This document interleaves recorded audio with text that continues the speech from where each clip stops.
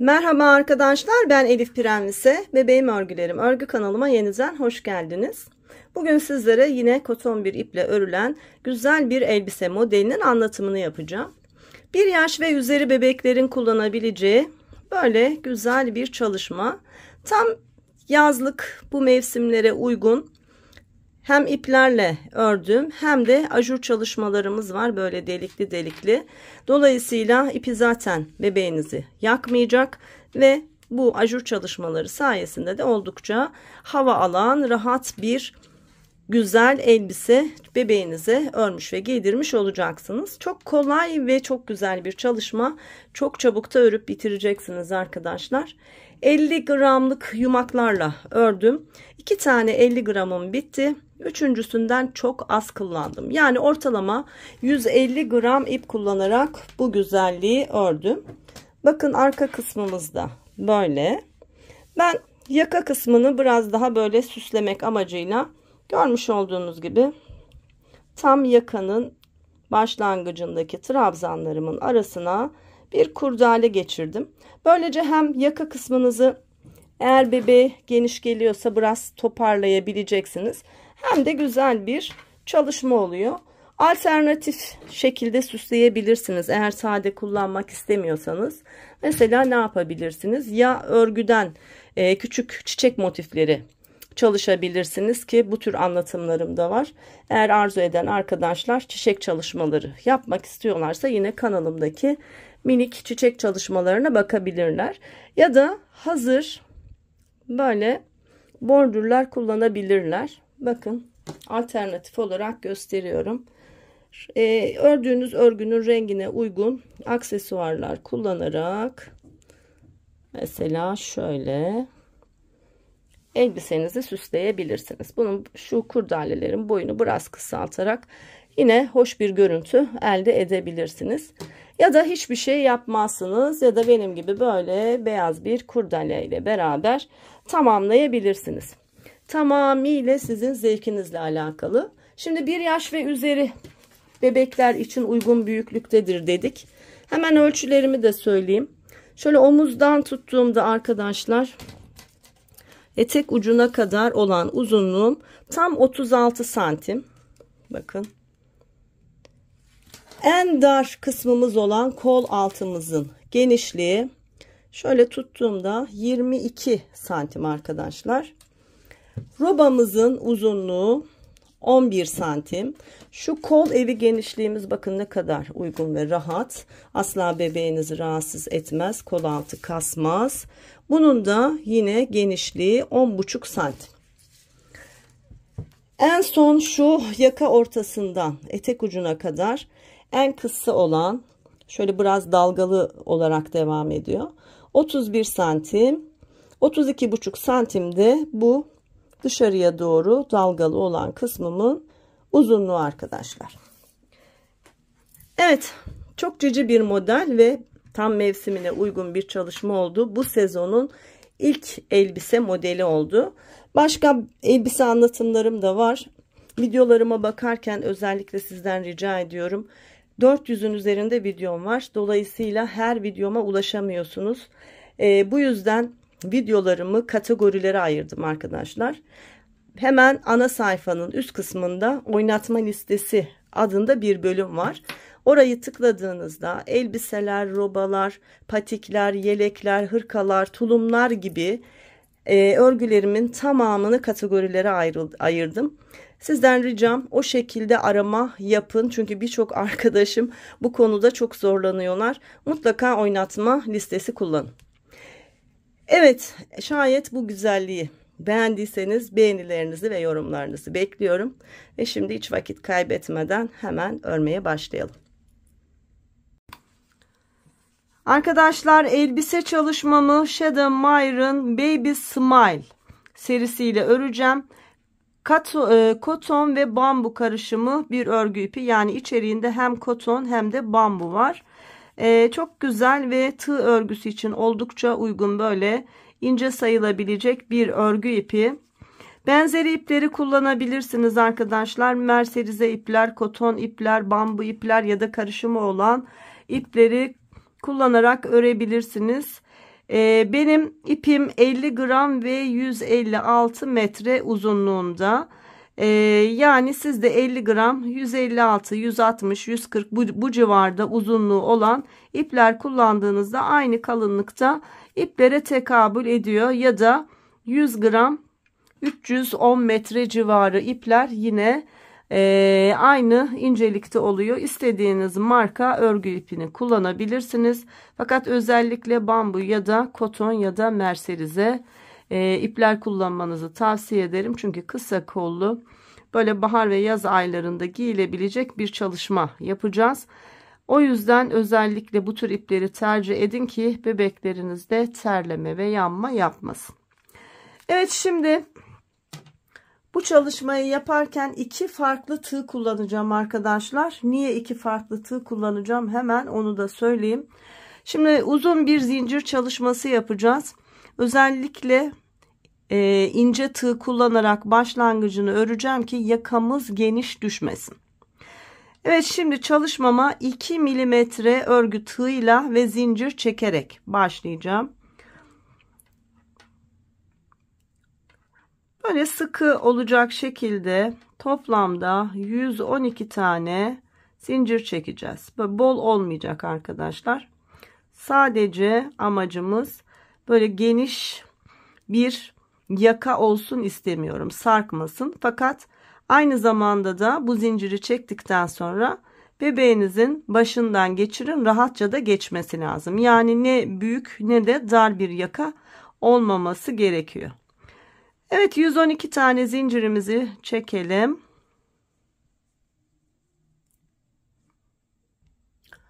Evet, tam 112 tane zincirimi çektim. Şimdi bu zincirleri birleştirerek bir daire çalışacağız. Tıpkı benim yaptığım gibi böyle zincirinizi düzgün bir şekilde düzelterek uzatın ve şu ilk başlangıç zincirinizin içerisine batın.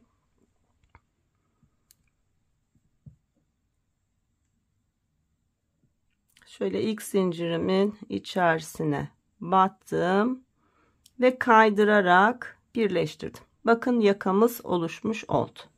Şimdi üst sıraya çıkıyoruz. 1, 2, 3 zincir çektim. Tığıma ipimi doladım. Şimdi arkadaşlar bakın zincirlerim burada görünüyor. Bir zincir atlıyorum. İkinci zincirimin içerisine batıyorum. Ve bir ikili trabzan çalışıyorum. Bir kutucuğum oldu. Tekrar bir zincir çekiyorum. Aşağıdan bir zincir atlıyorum. İkinci zincirimin içerisine batıp bir ikili trabzan çalışıyorum. Bakın ikinci kutumuz oldu. Tekrar araya bir zincir, alttan bir zincir atlıyorum ve yanındaki zincirin içerisine batarak bir ikili trabzan çalışıyorum. Sıra sonuna kadar bu şekilde kutucuklar yaparak çalışalım. Bir zincir çekip alttan bir zincir atlayıp ikinci zincire kutu yaparak toplamda 56 tane kutucuk çalışması yapalım ve ilk sıramızı tamamlayalım.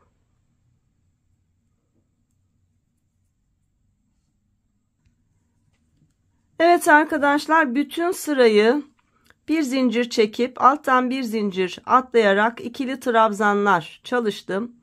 Şimdi son bir zincirim kaldı ve şimdiye kadar 55 kutucuk yaptım.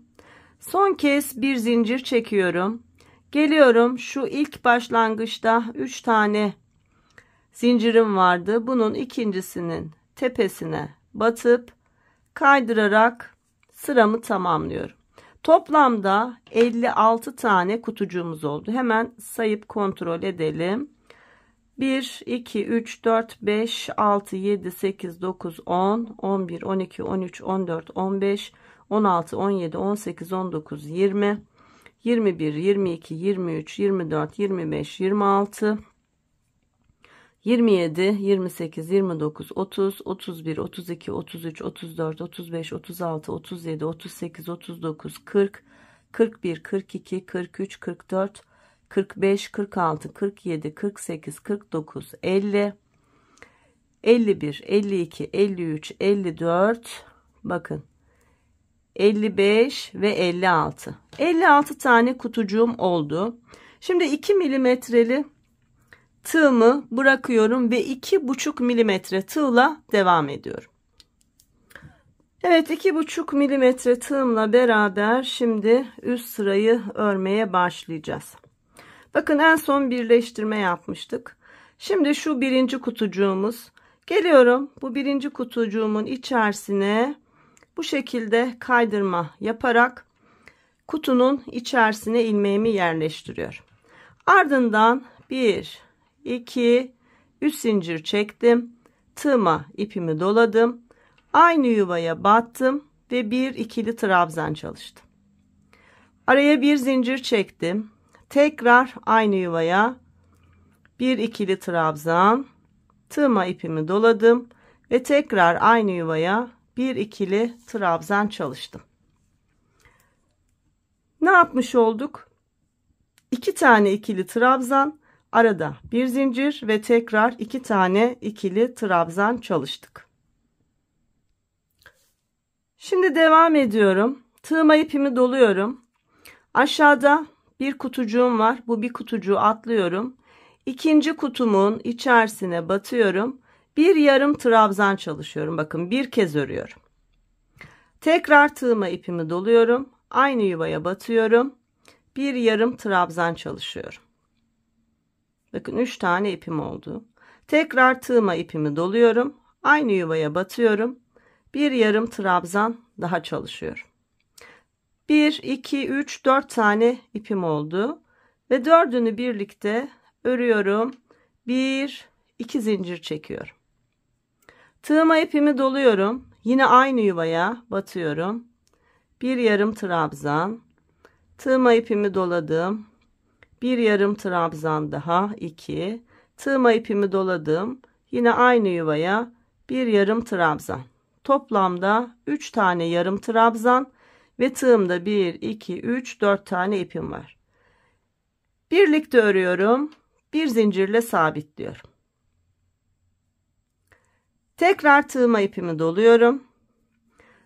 Sıradaki kutucuğu atlıyorum. Bir kutucuk atlıyorum. İkinci kutucuğun içerisine bir, tekrar aynı kutunun içerisine 2 tane ikili trabzan, araya bir zincir ve tekrar aynı yuvaya 2 tane ikili trabzan çalışıyorum. Bakın 1, tekrar aynı yuvaya battım.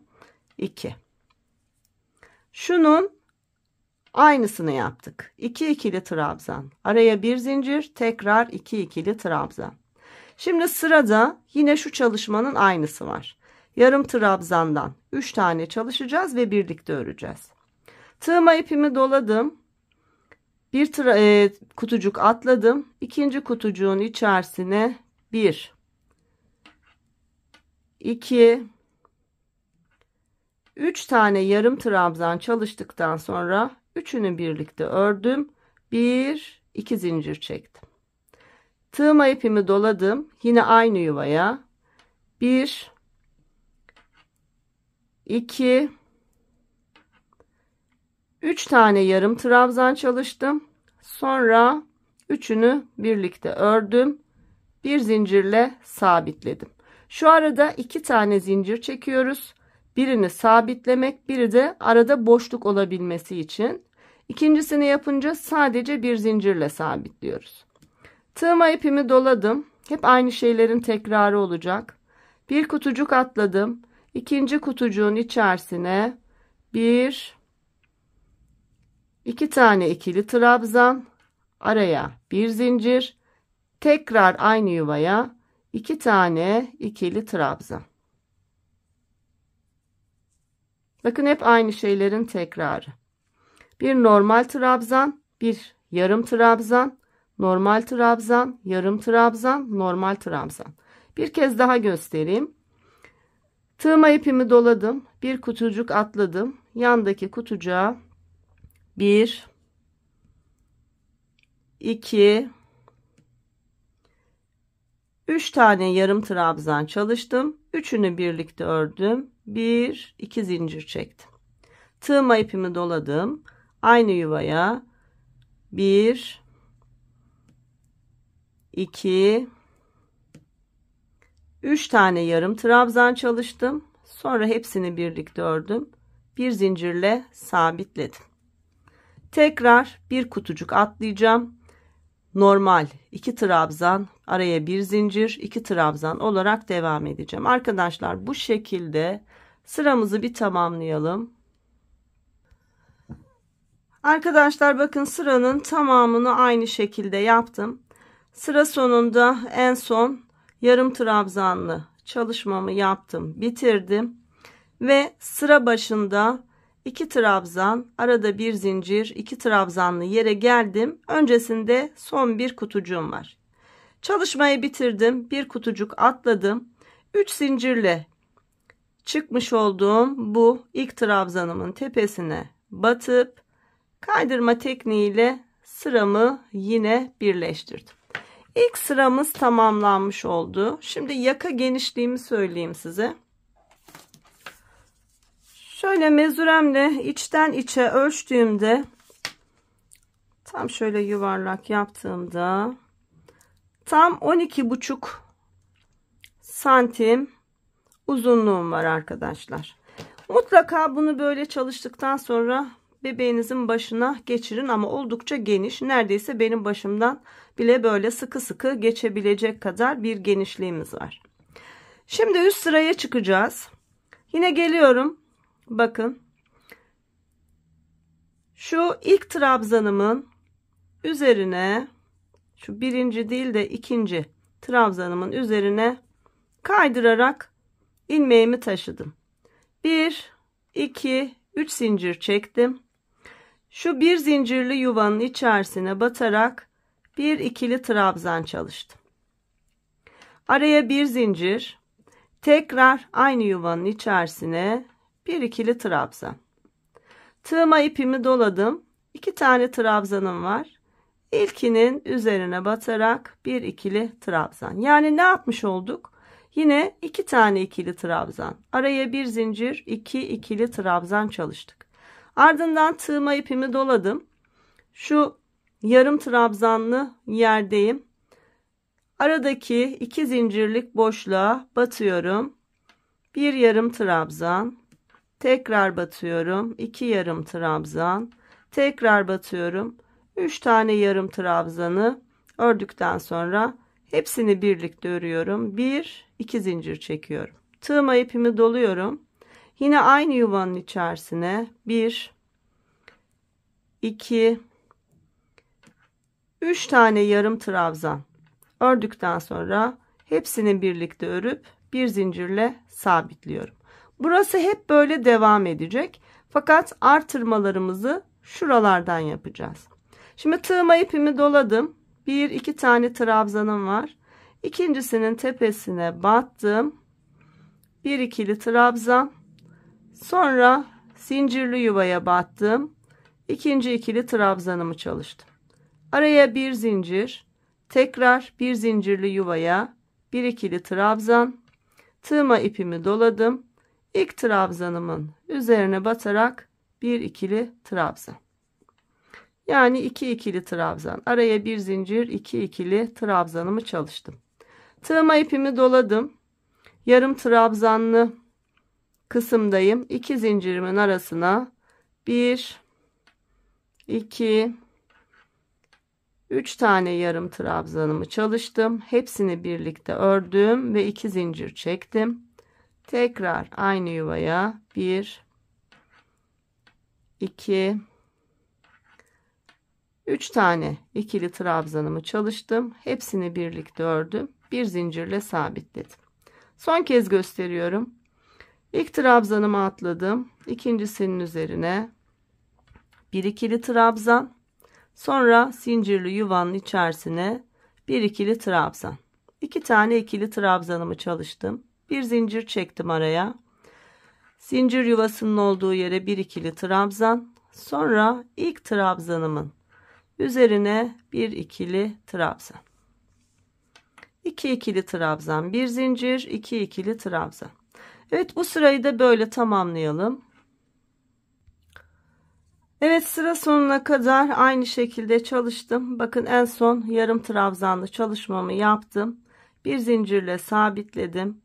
Geldim şu sıra başındaki ilk 3 zincirimin tepesine batarak kaydırdım. Bu şekilde çalışmış oldum. Şimdi arkadaşlar yine şu ikinci trabzan yuvasına bu şekilde kaydırıyorum. 1 2 3 zincir çektim. Geliyorum, şurada bir yuva var, bir zincirli yuvam. Bunun içerisine bir artırma yapıyoruz şimdi. 3 trabzana çıkaracağız. 2 tane ikili trabzan çalıştım. Toplamda 1 2 3 trabzanım oldu. Araya bir zincir çektim. Yine aynı yuvanın içerisine bir tığma ipimi doladım. Aynı yuvanın içerisine 2 tane ikili trabzan yaptım. Şurada sıradaki trabzanımın tepesine de bir trabzan çalıştım. Toplamda 3 trabzan oldu. Bakın, buradaki birinci trabzanıma ve buradaki ikinci trabzanıma çalışma yapmadım. Hemen sonrasına yaptım ve hemen öncesine yaptım. Tığma ipimi doladım. Burası hep aynı.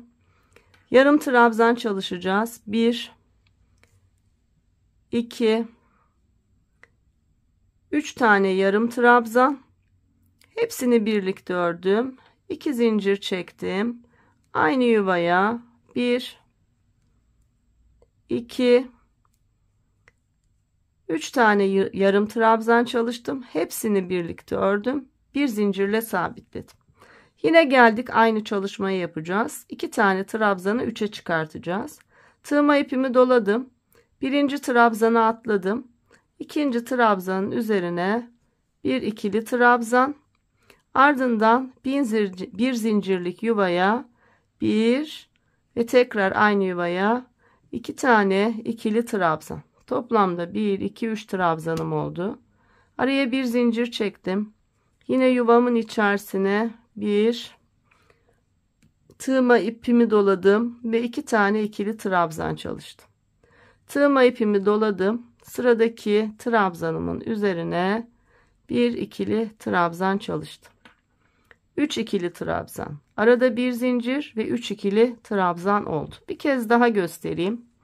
Şimdi yarım trabzanlı yerdeyim. 1 2 3 tane yarım trabzanımı çalıştım. Hepsini birlikte ördüm. 1 2 zincir çektim. Tığma ipimi doladım. Aynı yuvaya 1 2 3 tane yarım trabzan çalıştım. Hepsini birlikte ördüm. Bir zincirle sabitledim. Roba artış yerimin olduğu yerdeyim. Bir trabzan atladım. İkincisinin üzerine bir ikili trabzan. Bir zincirli yuvaya bir, tekrar aynı yuvaya 2 tane ikili trabzan çalıştım. Toplamda 3 ikili trabzanım oldu. Bir zincir çektim. Yine bir zincirli yuvaya bir ve tekrar aynı yuvaya 2 tane ikili trabzanımı çalıştım. Sonra sıradaki trabzanımın üzerine bir ikili trabzan daha çalışarak 3 ikili trabzan. Arada bir zincir, 3 ikili trabzan olacak şekilde ördüm. Sırayı böyle tamamlayalım. Evet, hep 3 ikili trabzan, arada bir zincir, 3 ikili trabzan olacak şekilde sıramı tamamladım arkadaşlar. Yine geldim şu ilk trabzanımın tepesine battım ve birleştirdim. Şimdi geliyorum. Yine yan tarafta şu ikinci trabzanın üzerine kaydırıyorum. Artık 5 sıra boyunca hep bu şekilde çalışacağız. 3 trabzan, arada bir zincir, 3 trabzan. Şimdi birinci trabzanı atladım. İkinci trabzanın üzerine 1, 2, 3 zincir çektim. 2'ye kaydırdım ve 3 zincir çektim. Ardından 3. trabzanımın üzerine bir ikili trabzan çalıştım. Bakın 2 tane ikili trabzanım oldu. Bir zincirli yuvamın içerisine bir ikili trabzan çalıştım. 1 2 3 ikili trabzanım oldu. Araya bir zincir çektim. Yine zincirli yuvamın içerisine bir ikili trabzan çalıştım. Sonra sıradaki trabzanımın üzerine bir ikili trabzan ve onun yanındaki trabzanın üzerine bir ikili trabzan çalıştım. Yine birinci trabzanı atladım. 2'ye 3'e trabzan yaptım. Araya zincirli yuvaya bir ikili trabzan, toplamda 3 ikili trabzan çalıştım. Araya bir zincir çektim. Birini zincir yuvasına, diğer ikisini trabzanlarımın üzerine çalıştım. Bakın 3. trabzanım yine boş kaldı. Bu sırayı ve bundan sonraki 3 sırayı, toplamda 5 sıra, 3 trabzan, arada bir zincir, 3 trabzan olacak şekilde çalışacağız. Hep bu şekilde çalışmaya devam edeceğiz. Tığıma ipimi doladım. Geldim. Yarım trabzanlı çalışmamın olduğu yerdeyim. Burası hep aynı. Burada hiçbir şey değişmiyor. 3 tane yarım trabzanımı çalıştım. Bir zincirle sabitledim. Araya da bir zincir çektim. Yani 2 zincir çekmiş oldum. Yine aynı yuvaya 1 2 3 tane yarım trabzan çalıştım. Hepsini bir ördüm. Bir zincirle sabitledim. Tığıma ipimi doladım. Yine 3 trabzan, bir zincir, 3 trabzanlı yerdeyim. Birinci trabzana atlıyorum. İkincinin üzerine bir ikili trabzan. Üçüncünün üzerine bir ikili trabzan. Bir zincirli yuvaya bir ikili trabzan. Toplamda 3 ikili trabzanı çalıştım. Araya bir zincir çektim. Zincir yuvamın içerisine bir ikili trabzan. İlk trabzanımın üzerine bir ikili trabzan ve yanındaki trabzanın üzerine bir ikili trabzan çalıştım. Birinci ve üçüncü trabzanları boş bırakmış oldum. Bir kez daha göstereyim. Yarım trabzanlarımı 3 tane olacak şekilde çalıştım. Hepsini bir ördüm. 2 zincir çektim. Yine zincir yuvamın içerisine 3 tane yarım trabzanımı çalıştım. Hepsini birlikte ördüm. Bir zincirle sabitledim. Geldim. Bir trabzan atladım. İkincinin üzerine trabzan. Üçüncünün üzerine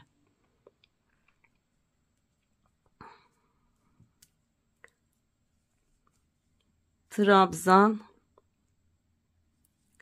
ve zincir yuvamın içerisine trabzan. Toplamda 1 2 3 trabzan çalıştım. Araya bir zincir, tekrar zincir yuvama bir trabzan, ilk trabzanımın üzerine bir trabzan ve onun yanındaki trabzanın üzerine bir trabzan çalıştım.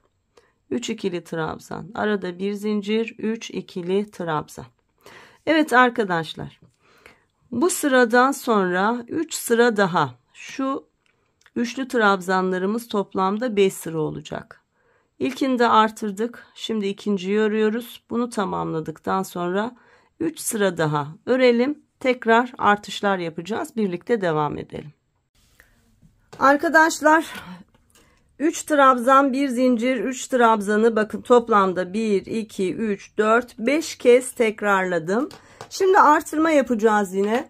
Bu kez 4 trabzan, bir zincir, 4 trabzan olarak ilerleyeceğiz. En son geldim. Yarım trabzanlı çalışmamı tamamladım. Sıra başındaki ilk trabzanıma batarak böyle kaydırdım ve örgümü birleştirdim. Şimdi üst sıraya çıkıyoruz. Geliyorum şu ilk trabzanın yanındaki ikinci trabzana ilmeğimi kaydırdım. Bakın. Şimdi 1 2 3 zincirle üst sıraya çıktım. Yanında bir trabzanım var. Üzerine bir trabzan çalıştım. Ardından bir zincirlik yuvam var. Buraya da 2 tane ikili trabzan çalışıyorum. 1 ve yine aynı yuvaya 2 tane ikili trabzanımı çalıştım. Toplamda 1 2 3 4 trabzanım oldu. Araya bir zincir çektim. Yine aynı zincir yuvasının içerisine 2 tane ikili trabzan çalışıyorum. Bu 1, bu 2.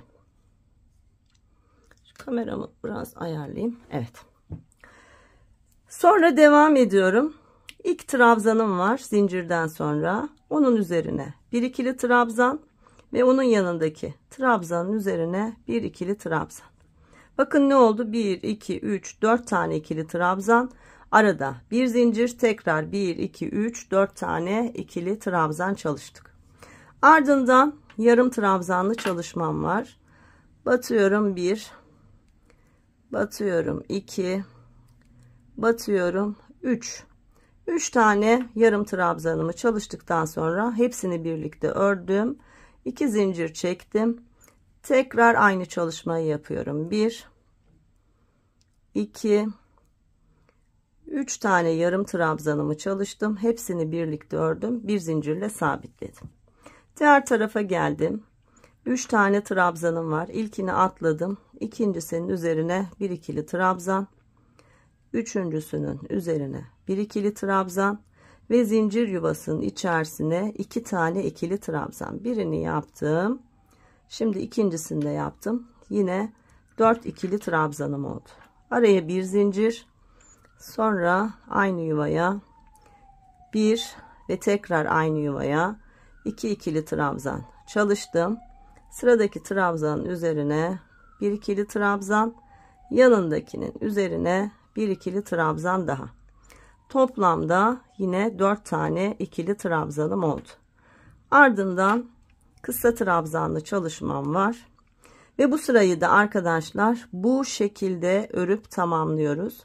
Sıramızı bir tamamlayalım. Sonra üst sırayı tekrar göstereceğim.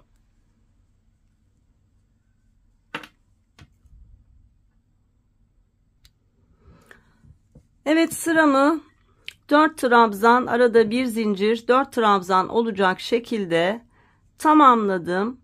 Geldim sıra başında ilk trabzanımın tepesine batarak örgümü birleştirdim. Şimdi arkadaşlar 2 sıra daha bu şekilde çalışacağız. Yani 4 trabzan, arada bir zincir, 4 trabzan. Şu üst sıraya birlikte çıkalım. Bakın ilk trabzanın üzerine birleştirmiştim. Geldim ikinci trabzana şöyle kaydırdım. Sonra 1 2 3 zincir çektim. Ardından yandaki trabzanın üzerine bir ikili trabzan, yanındakinin üzerine bir ikili trabzan. 3 tane ikili trabzanım oldu. Bir zincirli yuvanın içerisine de bir ikili trabzan yaptım. Toplamda 4 tane ikili trabzanım oldu. Araya bir zincir, tekrar zincir yuvasının içerisine bir ikili trabzan. Sonra yanındaki trabzanın üzerine bir trabzan, onun yanındakinin üzerine trabzan ve onun yanındakinin üzerine trabzan. Bir zincirden sonra 4 tane trabzanım oldu. Yani şu alt sırada birinci trabzanı atlıyoruz. Yine alt sıradaki sonuncu trabzanı çalışmıyoruz. Ondan önceki 3 trabzanın üzerine çalışıyoruz. Tığma ipimi doladım. Kısa trabzanlı çalışmamın olduğu yerdeyim. 3 tane kısa trabzanımı çalıştım. Sonra hepsini birlikte ördüm. 1 2 zincir çektim. Yine zincir yuvamın içerisine 1 2 3 tane kısa trabzanımı çalıştım. Yine hepsini birlikte ördüm. Bir zincirle sabitledim. Şimdi yine 4 trabzan, bir zincir, 4 trabzanlı yerdeyiz. Ne yapıyoruz? Birinci trabzanı atlıyoruz. İkincisinin üzerine bir trabzan. Üçüncüsünün üzerine bir trabzan. Dördüncüsünün üzerine bir trabzan çalıştığımda 3 tane trabzanım oldu. Dördüncü trabzanımı da zincir yuvamın içerisine çalıştım. 4 trabzan, araya bir zincir. Şimdi tekrar 4 trabzan yapacağız. İlkini zincir yuvamızın içerisine, Sonra ilk trabzanımın üzerine, sonra ikinci trabzanımın üzerine ve sonra üçüncü trabzanımın üzerine. 4 ikili trabzan, bir zincir, 4 ikili trabzan. Bu şimdi ikinci sıramız oluyor. Bu sırayı tamamlayalım. Sonra bir sıra daha örelim. 3 sıraya tamamlamış olalım. Böylece robamız da bitiyor arkadaşlar. Kollarımızı ayıracağız. Elbisemizin ön ve arka bedenini örerek devam edeceğiz. Sıralarımızı tamamlayalım. Kolları ayıralım. Arkadaşlar 4 trabzan, bir zincir, 4 trabzanlı sıramı bakın 1, 2, 3 sıraya tamamladım. Şimdi sıra başında ilk trabzanımın tepesine battım. Kaydırma tekniğiyle kaydırdım ve birleştirdim. Artık bizim için yeterli bir roba büyüklüğüne ulaşmış olduk. Bakın şöyle çevirdiğimde gayet güzel bir roba çalışması yapmış olduk. Hemen ölçülerini söyleyeyim. Şu yaka kısmının ikiye katlandığında bir uçtan diğer uca uzunluğu tam 17 santim arkadaşlar. Oldukça geniş, rahat bir yakamız var. Robamın uzunluğu tam 11 santim. Şöyle alt uçlarını karşıdan karşıya ölçtüğümde de 33 santim genişliğimiz var. Bu bizim için yeterli. Daha büyük örmek isteyen arkadaşlar şu yaka kısmı çocuğunuzun başından geçiyorsa rahat bir şekilde robayı uzatarak daha da büyütebilirsiniz. Şimdi benim ölçülerime göre bu oldukça uygun. Şimdi ne yapacağım? Kolları ayıracağım ve ön ve arka bedeni birleştireceğim. Bakın arka sırada en son sırayı tamamlamış olduğum yer burası. Şimdi örgümü tam böyle ortalayarak ikiye katlıyorum. Karşılıklı hiza alıyorum. Bakın. Şu benim orta çizgim. Bakın bunun hemen başlangıcında trabzanlı çalışmam var. 1 2 trabzan çalışmamın hemen sonrasında şu yarım trabzanın öncesine bir işaretleyici takıyorum. Bunun tam arka kısmı bakın yine 4 trabzan, bir zincir, 4 trabzanı tamamladıktan sonra bir işaretleyici daha takıyorum. Şurası benim kolum oluyor. Bakın kısa trabzanları saydığımızda 1 2 3 4. Birincinin başına, dördüncünün sonuna denk gelmiş oluyor kol kısmımız. Aynı şeyi diğer tarafta yapıyorum. Bakın yine şurası başlangıç yerim. Trabzan çalışmam 4 trabzan, bir zincir, 4 trabzan. Burada da 1 2 tane oluyor. Hemen kenarına bir işaretleyici takıyorum. Şu 4 trabzanlı sıramı saydığımda bakın 1 2 3 4 tane 4 trabzanlı çalışma kalıyor. Arka beden olarak burayı kabul edeceğim. Aynı şekilde ön bedende de bakın 1 2 3 4. İşaretleyicileri karşılıklı taktım. Diğer kolda da yine kısa trabzanları saydığımda 1 2 3 4. 4 trabzan, bir zinciri saydığımda da 1 2 3 tane model çalışması var. Tıpkı benim yaptığım gibi işaretleyelim. Sonra örmeye yine devam edelim. Şimdi en son birleştirmiştik. Şimdi hem artış yapacağız hem kollarımızı ayıracağız. İlk trabzanımın üzerine batarak kaydırıp birleşmiştim. Şimdi yandaki trabzana kaydırdım. 1 2 3 zincir çektim. Devam ediyorum. Yandaki trabzana bir ikili trabzan. Onun yanındaki trabzana bir ikili trabzan. 3 tane ikili trabzanım oldu. Burası zincir yuvam. Bir tekrar aynı yuvaya Bir tane daha ikili trabzan çalıştığımda bakın 1, 2, 3, 4, 5. Yine artışımızı yaptık. Bu sırada 5 trabzan, 1 zincir, 5 trabzan olarak örgümüzü öreceğiz. Araya bir zincir çektim. Yine zincir yuvamın içerisine bir, tekrar aynı yuvaya 2 tane ikili trabzan yaptım. Ardından 4 tane ikili trabzanım var. Üçüne trabzan yapıyorum. Birincisine, ikincisine ve üçüncüsüne. Toplamda 5 trabzan oldu. Bakın 2, 4, 5 ikili trabzan. Arada bir zincir. 2, 4, 5 ikili trabzan. Ve artırmayı yapmış oldum. Tığıma ipimi doladım. Kısa trabzanlı çalışmam var. Geldim hemen 3 tane kısa trabzanımı çalıştım. Hepsini birlikte ördüm. 1, 2 zincir çektim. Tekrar aynı yuvaya 3 tane yarım trabzanı çalıştım. Hepsini birlikte ördüm. Bir zincirle sabitledim. Geldim yine trabzanlı çalışmamın olduğu yere. İlk trabzana atladım. İkincisinin üzerine 1. Yanındakine 2. Ve yanındakine 3 tane ikili trabzan yaptım. Şimdi zincir yuvam var. 2 tane de buraya yapıyorum. 1, 2. Toplamda 5 ikili trabzanım oldu. Araya bir zincir çektim. Tekrar aynı yuvaya 1 ve tekrar bir tane daha 2 tane ikili trabzan çalıştım. Şimdi burada 4 ikili trabzanım var. Birincisinin üzerine 1, ikincisinin üzerine 1, üçüncüsünün üzerine birer tane çalıştığımda yine 5 ikili trabzanım oldu. Bakın son trabzan yine boş. Şimdi arkadaşlar işaretleyicimizin olduğu yere geldik. Ne yapıyoruz? Burası bizim kolumuz.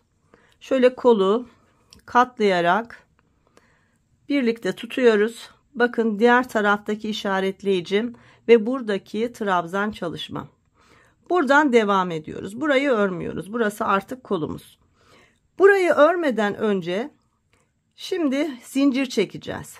1, 2, 3, 4, 5 tane böyle sıkıca zincir çekin arkadaşlar. Çok gevşek olmasın. Bir sonraki sıraya şu kısa trabzanlı çalışmamızı uygulayacağız. Şimdi tığıma ipimi doladım. 5 zinciri çektikten sonra geldim 4 ikili trabzanlı yerdeyim. Birincisini atladım. İkincisinin üzerine bir ikili trabzan. Üçüncüsünün üzerine bir ikili trabzan. Dördüncüsünün üzerine bir ikili trabzan çalıştım. Toplamda 3 tane ikili trabzanım oldu. Zincir yuvamın içerisine de 2 tane çalışıyorum. 1 ve 2. Toplamda 5 ikili trabzan çalışmış oldum. Araya bir zincir. Tekrar aynı yuvaya 2 tane ikili trabzan. 1, 2. Sonra trabzanlarımın üzerine 1, yandakine 1 ve yandakine 1. Toplamda 5 tane ikili trabzan çalışmış oldum. Bakın kol altımız böyle oldu. Bir sonraki sırada şu yarım trabzanlı çalışmayı burada uygulayacağız. Evet, devam edelim.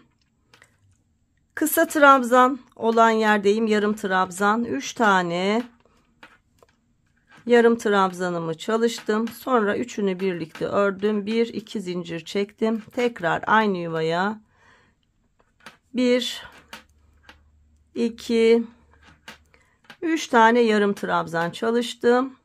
Üçünü birlikte ördüm. Bir zincirle sabitledim.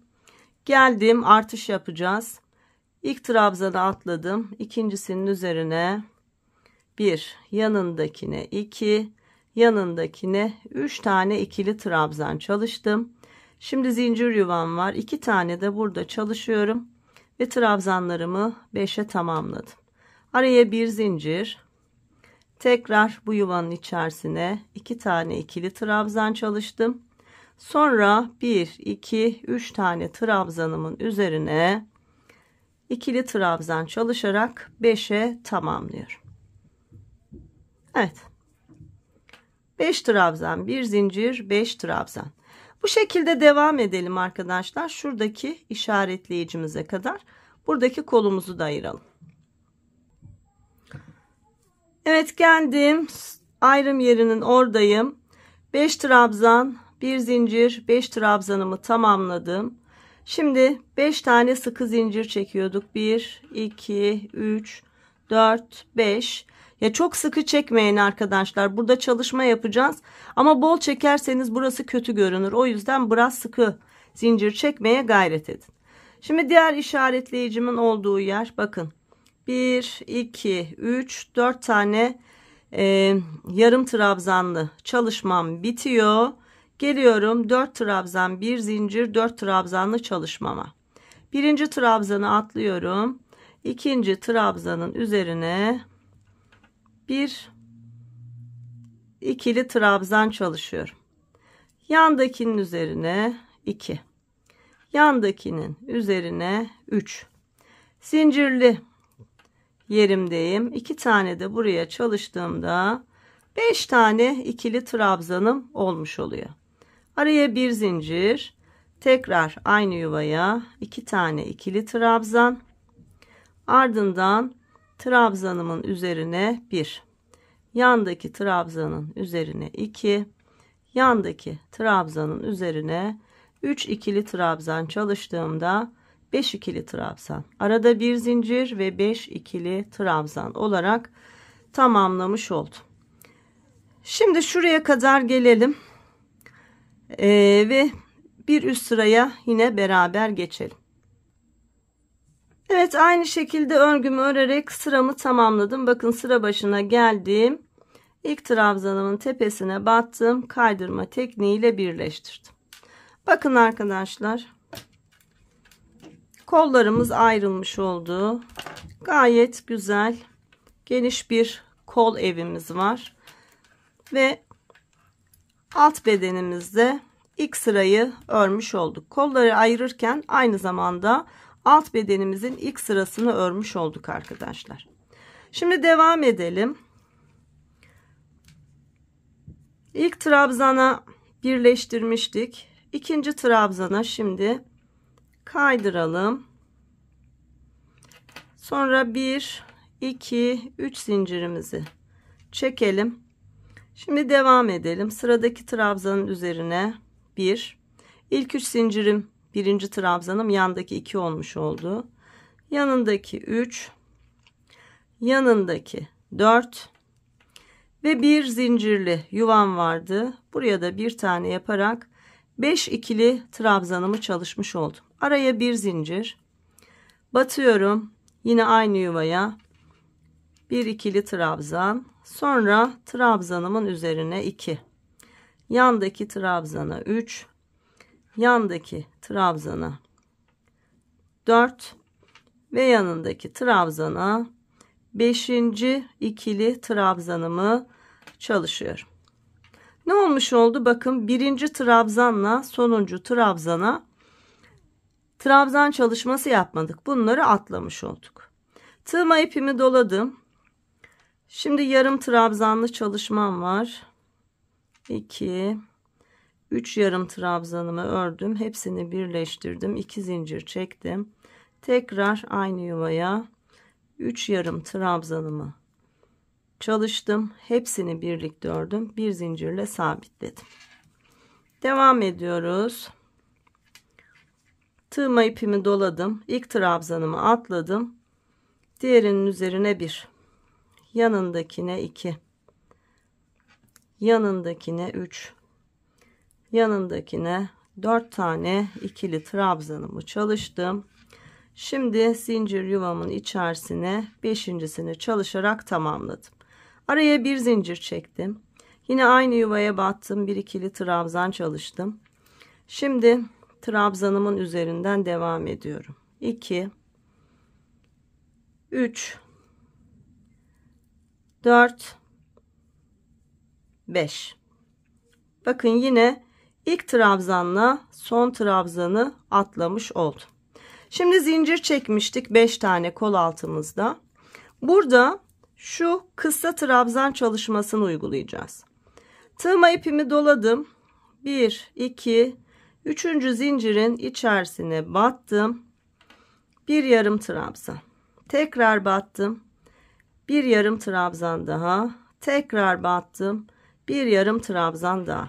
3 yarım trabzanın hepsini birlikte ördüm. 1, 2 zincir çektim. Geldim yine aynı yuvaya. Bir yarım trabzan. Bir yarım trabzan daha. Ve bir yarım trabzan daha. 3 tane yarım trabzan çalıştım. Hepsini birlikte ördüm. Bir zincirle sabitledim. Bakın kol altımızda böyle yarım trabzanlı bir çalışma yapmış olduk. Şimdi devam edelim. Sırada 5 tane ikili trabzanım var. İlkini atladım. İkincisinin üzerine bir ikili trabzan. Yanındakine 2. Yanındakine 3. Yanındakine 4 ve zincir yuvasının içerisine 5 tane ikili trabzanımı çalıştım. Araya bir zincir, tekrar aynı yuvaya bir ikili trabzan, sonra trabzanın üzerine 2, yandaki trabzanın üzerine 3, yandaki trabzanın üzerine 4 ve yandaki trabzanın üzerine 5 ikili trabzan çalıştım.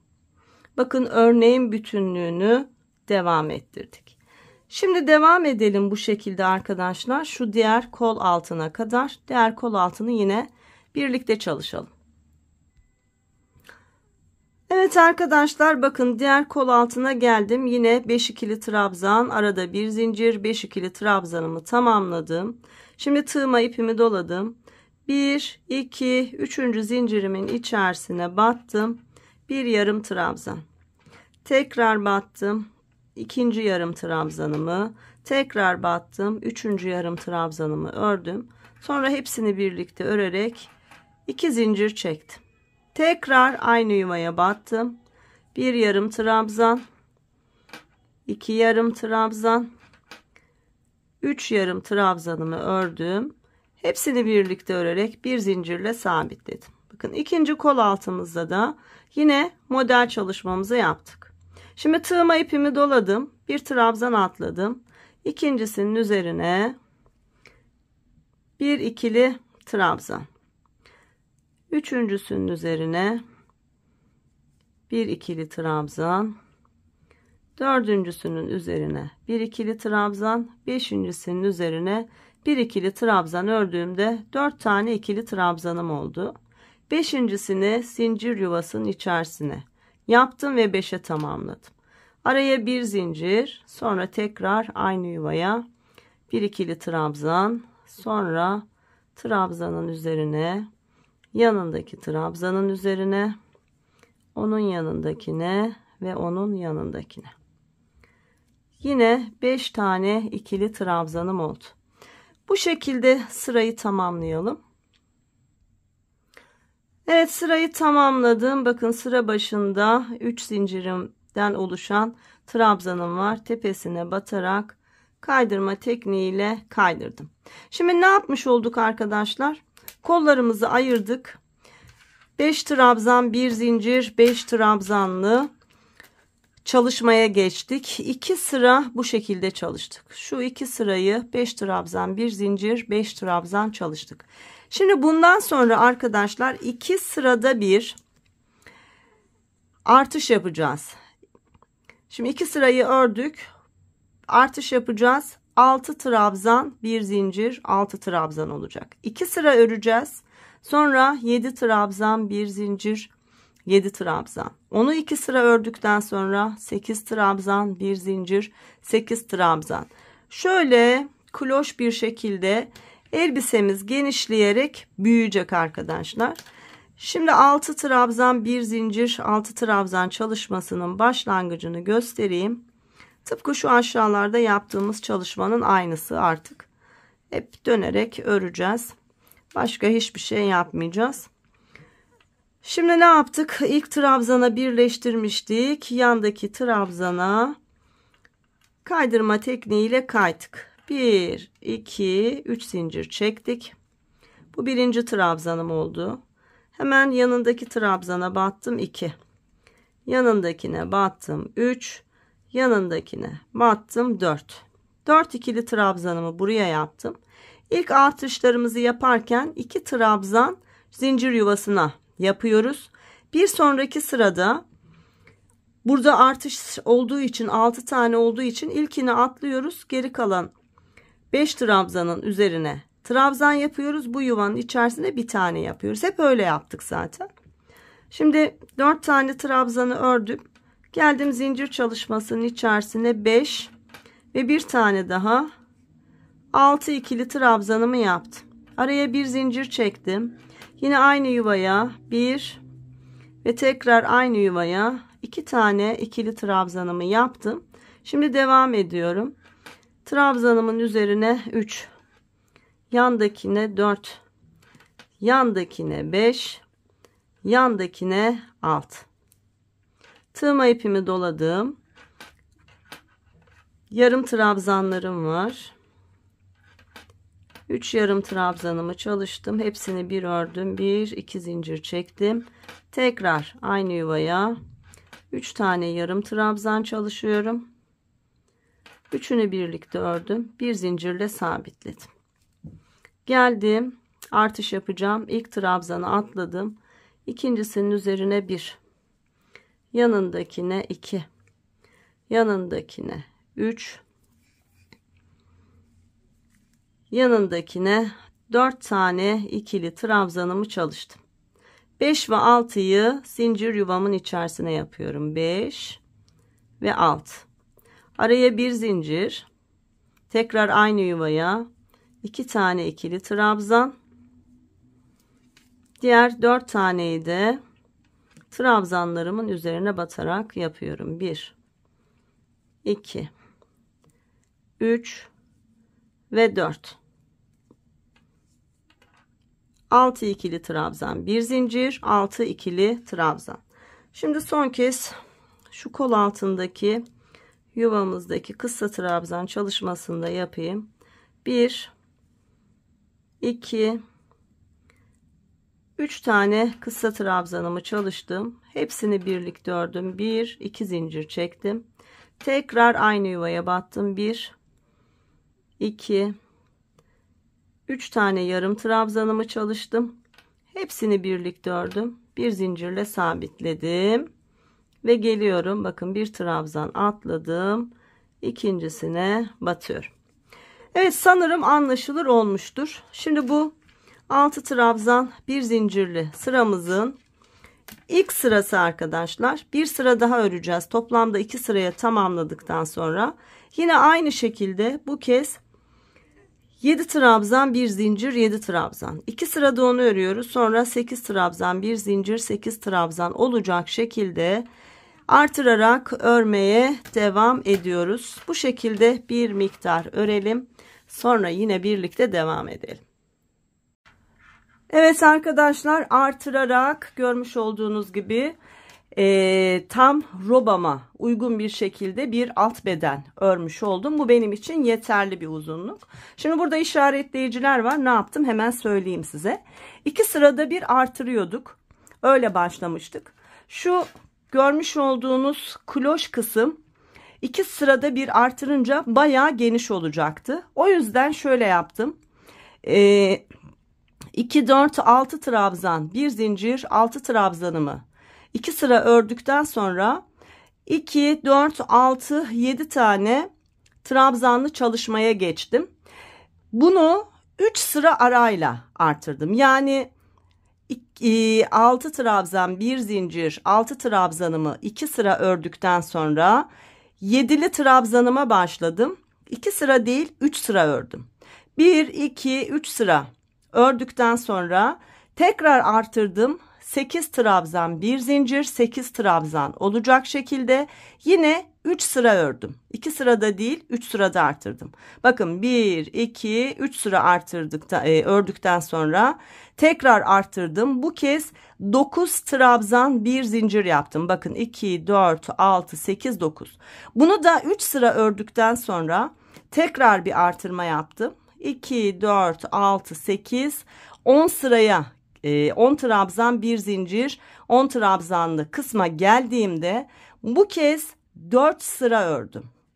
2 sırada bir artırdım. 3 sırada bir artırdım. 10 trabzan bir zincir 10 trabzan olunca da artık 4 sırada bir artırdım. 2 kez de böyle yaptım. Bakın 10 trabzan bir zincir 10 trabzanlı bölümümde 1, 2, 3, 4 sıra ördüm. Sonra 11 trabzan bir zincir 11 trabzanla artırmama geçtim. Onu da arkadaşlar 4 sıra ördüm. Bakın 1, 2, 3, 4 ve bu benim için yeterli bir uzunluk oldu. Gördüğünüz gibi şu eteğimizin çan kısmı da oldukça uygun oldu. Şayet 2 sırada bir artırmalara devam etmiş olsaydım şöyle genişçe ve abartılı bir bolluk olacaktı. Bu çocuğa hem gereksiz bir ağırlık olacaktı ve gereksiz bir örgü örmüş olacaktık. Ben bu şekilde ördüm ama siz derseniz ki ben çok dökümlü böyle geniş çan olan bir elbise olsun istiyorum. Siz 2 sırada bir artırmaya devam edebilirsiniz. Bence bu oldukça uygun. Şimdi kaç santim örgü ördük? Hemen onu söyleyeyim. Şu omuz kısmından ölçtüğümde bakın tam 34 santim uzunluğunda bir örgüm var. Yine omuz santimden koluma kadar olan kısmı ördüğümde 11 santim. Kolumdan aşağıya ölçtüğümde de arkadaşlar şöyle yan ölçtüğümde tam 22 santim uzunluğunda örgümüz var. Şöyle düz tuttuğumda tam kol hizasından aşağıya düz tuttuğumda yine bakın en böyle sivri ucumuz şu bir zincirli kısmımız yine 22 santim. Tekrar ediyorum, 2 sırada bir artırdıktan sonra 7 trabzan bir zincir 7 trabzana başladığımda artık 3 sırada bir artırdım. 8 trabzan bir zincir 8 trabzan ördüm, yine 3 sıra ördüm. Sonra 9 trabzan bir zincir 9 trabzanla artırmamı yaptım, onu da yine 3 sıra ördüm. Sonra 10 trabzan bir zincir 10 trabzanlı çalışmama başladığımda onu 4 sıra ördüm, artırma sıramda dahil. Sonra 11 trabzan bir zincir 11 trabzanlı artışımı yaptım ve onu da 4 sıraya tamamladığımda elde etmiş olduğum büyüklük bu oluyor arkadaşlar. Enimiz de böyle. Bakın en ölçüsünü vermedim, onu da söyleyeyim. Şu en geniş kısmımızdan ölçtüğümde bir uçtan diğer uca 41 santim uzunluğum var. Bu oldukça yeterli bir ölçü olmuş oldu. Şimdi 11 trabzan bir zincir 11 trabzanımı ördüm. Artık bitti. Son olarak arkadaşlar geliyorum alt sırada artırmalarımı bitirdim. Başlangıç trabzanımla beraber örgümü birleştirdim. Sonra her bir trabzanımın üzerine çok sıkı olmayacak şekilde tıpkı örgümle aynı bollukta birer tane sık iğne çalışıyorum. Her bir trabzanımın üstüne bakın. Trabzanımın üzerine bir sık iğne. Yandakinin üzerine bir sık iğne. Bu şekilde 11 tane trabzanımın üzerine 11 tane sık iğnemi çalıştım. Arada bir zincir çekiyorduk. Onu atlıyorum. Diğer trabzanımın üzerinden sık iğnelerimi yapmaya devam ediyorum. Yine burada da 11 tane trabzanım var. Her birinin üzerine bir sık iğne çalışıyorum.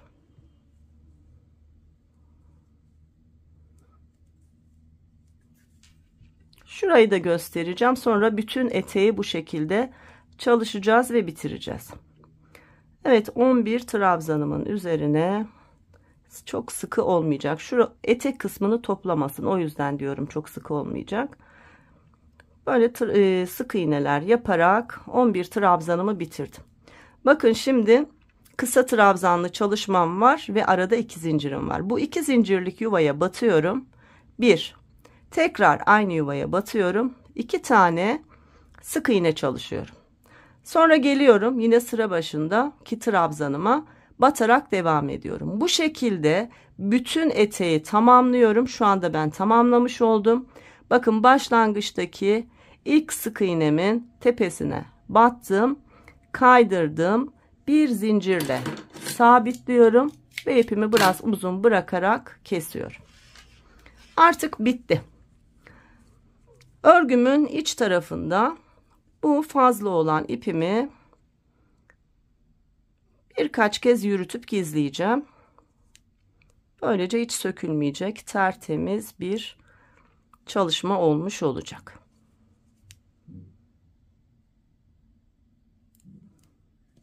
Evet, şöyle bir kez daha yürütsem yeterli.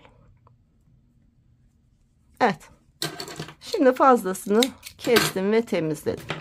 Bir bakalım nasıl olmuş etek ucumuz. Bakın ne kadar düzgün olmuş oldu. Bu son sırada sık iğne de yapmayabilirdik ama böyle yapınca daha derli toplu, daha güzel olmuş oldu.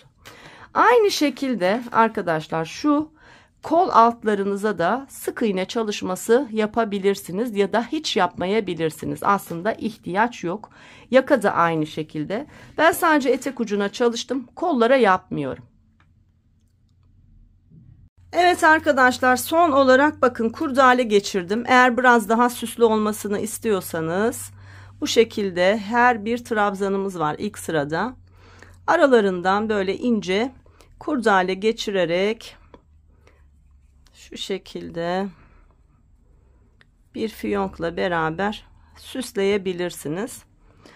Aynı zamanda bu eğer yakanız biraz bolsa bunu toparlamaya da yarar. Hem de güzel bir görüntü olur.